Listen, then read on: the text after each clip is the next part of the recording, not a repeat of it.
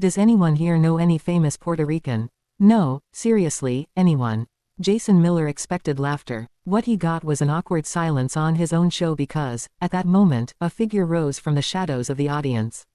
Benicio del Toro, Oscar winner, Golden Globe winner, Puerto Rican. Jason's smile froze. The director's remote shook in his hand. Everyone knew Jason had just made the biggest mistake of his career, but no one yet knew how brutal the lesson would be 3 hours later. Backstage at Late Night America. Benicio del Toro wasn't supposed to be there that night. He had come to visit his friend Michael Peña, who was the main guest on the show. Coffee in hand, he was waiting in the green room when he heard the producer's voice in the hallway. But to understand what was about to happen, you need to know something about Benicio. When he was 9 years old, his family moved from Puerto Rico to Pennsylvania. On his first day at school, a child mocked his accent. "You talk weird, like you have rocks in your mouth." Benicio came home crying. His grandmother, Fausta, sat him down in the kitchen. She made him a café con leche, even though he was just a kid. "Benicio, listen to me carefully. Your voice isn't a flaw, it's a gift. Every time you speak, you carry with you the sound of the sea from Rincon, the music of the streets of San Juan, the rhythm of your town. Don't let anyone take that from you." That conversation shaped his life. Years later, when he arrived in Hollywood, agents told him he should neutralize his accent to get serious roles. Benicio refused. "If they don't want me as I am, then they don't deserve me." And now, 30 years later, that same pride was about to erupt on national television. Jason wanted to do a segment about Caribbean islands. You know, the usual Puerto Rico joke. Benicio raised his eyes. His jaw tightened slightly. What kind of joke? Michael, sitting next to him, asked. The producer didn't even realize Benicio was listening. The usual. Small island, always asking for help, irrelevant culture. Jason thinks it's going to be funny. Benicio didn't say anything. He took another sip of coffee, but something in his eyes changed. Michael had known him for 20 years. He could recognize that look. "Benicio, brother, don't do anything." Benicio smiled, but it wasn't reassuring. "I won't do anything, Michael. I'll just watch the show from the audience. Like any other viewer." What Michael didn't know was that Benicio del Toro had never been just any viewer when someone insulted Puerto Rico. And that night would be no exception. On the main set, the studio lights shone blindingly bright. Jason Miller, perfectly tanned, gleaming teeth, overflowing confidence, entered the second segment of his show. The 300-person audience clapped with programmed enthusiasm. Jason had gotten to where he was by doing exactly this, finding easy targets, minority cultures, different accents, traditions he didn't understand. His formula was simple: if the audience laughs, the joke works. It didn't matter who got hurt. That night, he had chosen Puerto Rico because his writers had done a superficial research. Small island, weak economy, always in the news for disasters, easy comedy. No one on his team bothered to research Puerto Rican culture, history, or contributions. Why? It was just another opening monologue. But the universe has a peculiar way of correcting arrogance. All right, thank you very much." Jason walked among the audience with his characteristic wireless microphone. "Now I want to talk about something serious, American geography. Does anyone here know geography?" Hands went up, anticipating laughter. "Perfect, because today I learned Puerto Rico is technically part of the United States. Can you believe it?" Laughter. Jason knew how to work an audience. "Seriously, Puerto Rico, that little island that always needs help when there's a hurricane. That island that can't even vote in our presidential elections but wants all the benefits." In row 12, seat 8, Benicio del Toro remained motionless. His face showed no emotion yet. Jason continued, increasingly confident. "And the best part, I asked my team, is there anyone famous from Puerto Rico? And nobody could name a single one. So, does anyone here know a famous Puerto Rican? No, seriously, anyone?" Silence. Not a silence of ignorance, but a silence of absolute discomfort, because Benicio del Toro had just stood up. 6 feet tall, magnetic presence, a gaze that could melt steel. Cameras instinctively turned to him. The control room director shouted, "Who is that?" Before his assistant could whisper in his ear, Jason Miller, still unaware of who was standing, tried to regain control. "Oh, we have a volunteer. Perfect. Sir, do you know any famous Puerto Ricans?" Benicio walked slowly down the center aisle. Each step echoed in the studio's silence. The audience held its breath. When he reached the spotlight, Jason finally recognized him. His face drained of all color. Benicio del Toro. The words came out as a strangled whisper. Benicio stopped 5 meters away from him. He wasn't smiling, wasn't shouting, just looking with that intensity he had perfected over decades of acting. Jason, his voice low, controlled, devastating. You just asked a question. I'm going to give you an answer. The producer in the control room wanted to cut to commercial. The director stopped his hand. Let it be. This is television gold. Benicio took a step closer to Jason. Do you want to know if I know any famous Puerto Ricans? I'll tell you about one. Jason tried to recover with a nervous laugh. Benicio, friend, it was just a joke. You don't have to. It wasn't a joke, Jason. It was ignorance masquerading as humor. The phrase fell like a hammer. 3 million viewers at home leaned toward their screens. Benicio turned to the cameras. My name is Benicio Montserrat Rafael del Toro Sanchez. I was born on February 19, 1967, in San German, Puerto Rico. I'm Puerto Rican, and I'm going to educate you on something you clearly never learned. Jason swallowed. He tried to interrupt. Benicio, look, if I offended you. Don't interrupt when I'm speaking. The tone wasn't aggressive, it was worse. It was the absolute authority of someone who knows he's right. Jason stayed silent. You asked if there are famous Puerto Ricans. I'll give you names. Rita Moreno, first Latina to win an EGOT. Emmy, Grammy, Oscar, Tony, Puerto Rican. Roberto Clemente, baseball legend. Died delivering humanitarian aid to Nicaragua. Puerto Rican. Raul Julia, legendary actor. The Addams Family, Kiss of the Spider Woman, gone too young. Puerto Rican. Jose Feliciano, blind musician who redefined Latin music. Puerto Rican. Ricky Martin, ever heard of, Livin' La Vida Loca.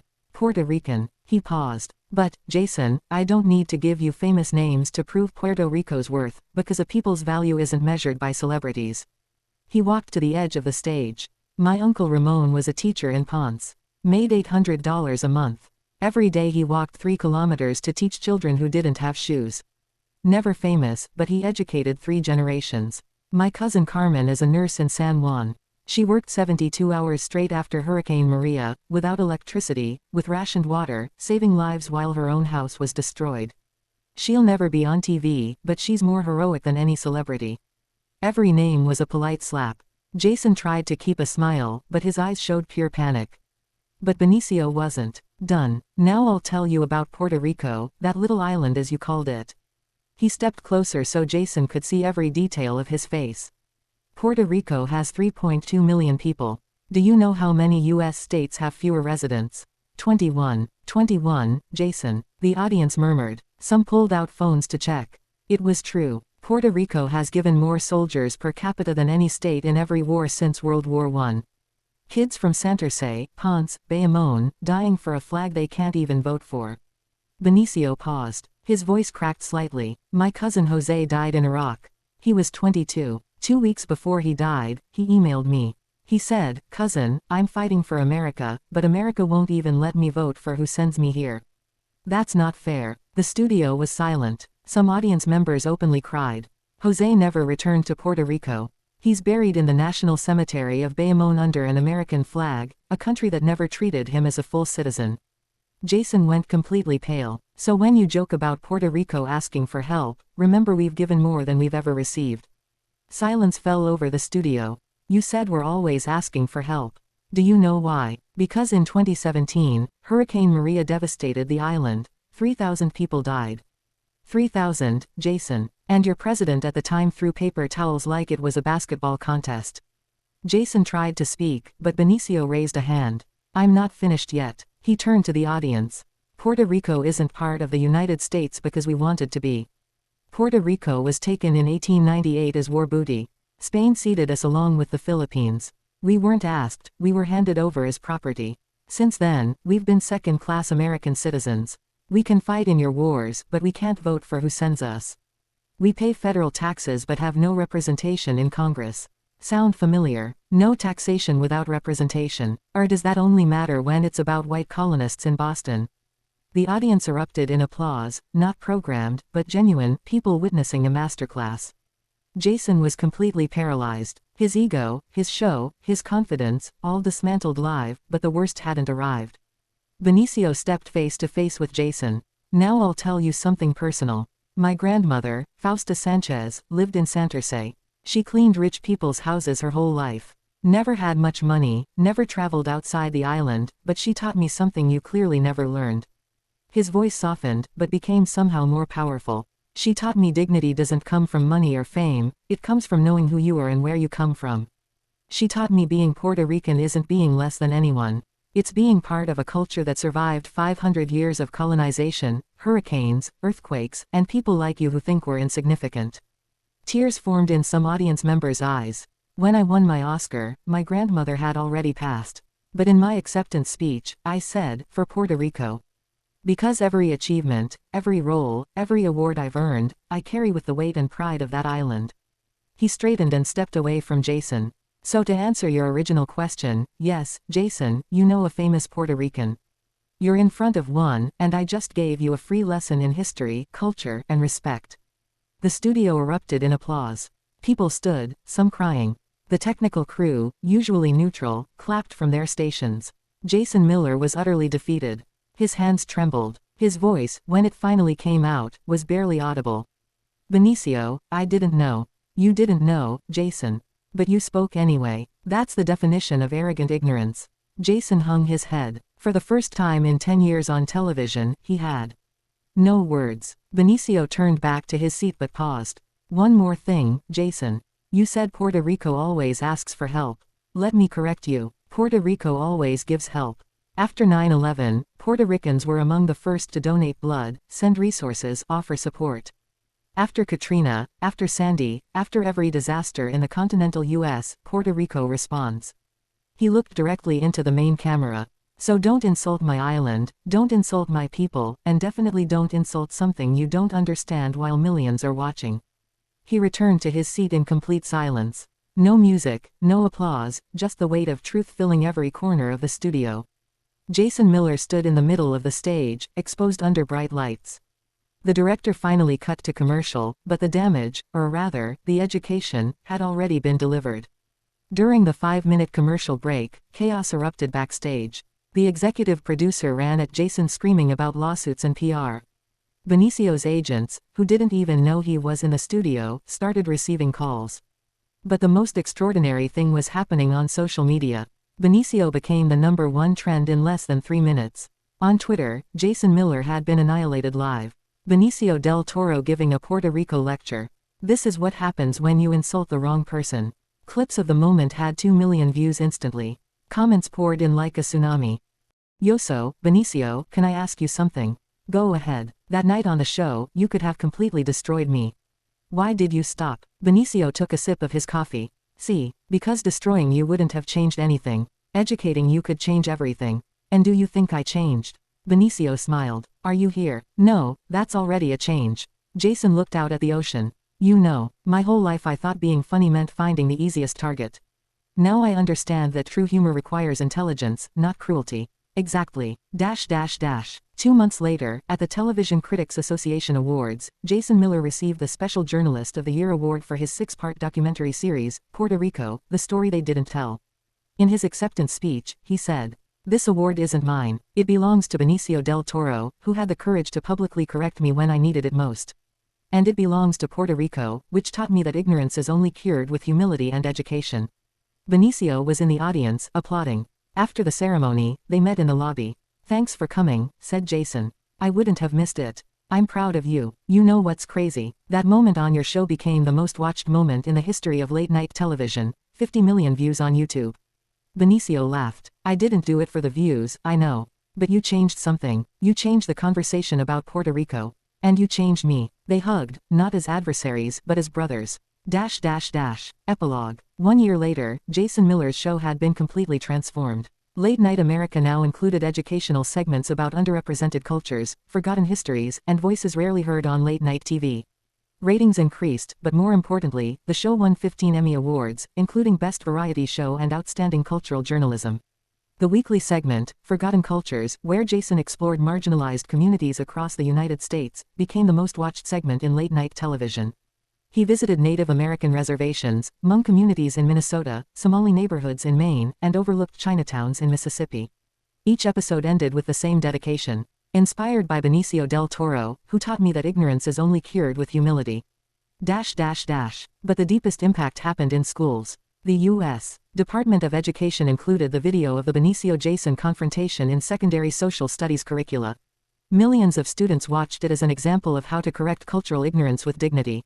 In Puerto Rico, universities created entire courses analyzing that moment: rhetoric of resistance, cultural defense in media, dignity under pressure. Benicio del Toro never spoke publicly about that moment again. He didn't need to. The video spoke for itself. Privately, he continued to receive letters. Letters from Puerto Rican parents saying their children now felt proud of their accent. Letters from teachers thanking him for giving them a tool to teach about cultural dignity. Letters from Puerto Rican veterans who had fought in U.S. wars, thanking him for reminding them of their sacrifice. One letter, in particular, moved him to tears. It was from a 12-year-old girl in Ponce.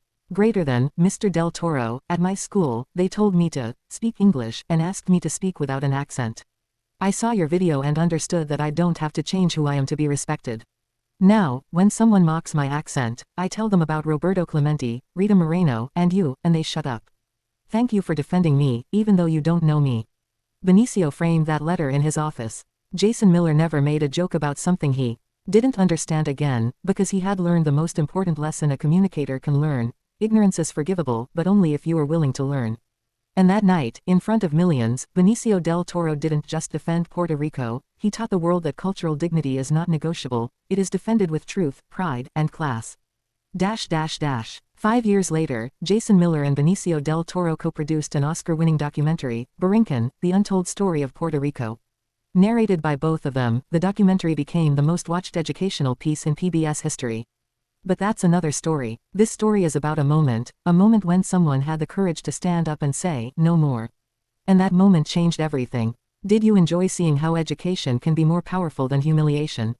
How a single act of courage can change entire conversations? Like, subscribe, and tell us in the comments, have you ever had to defend your culture or origin? We'll see you in the next story that deserves to be told. Yeah.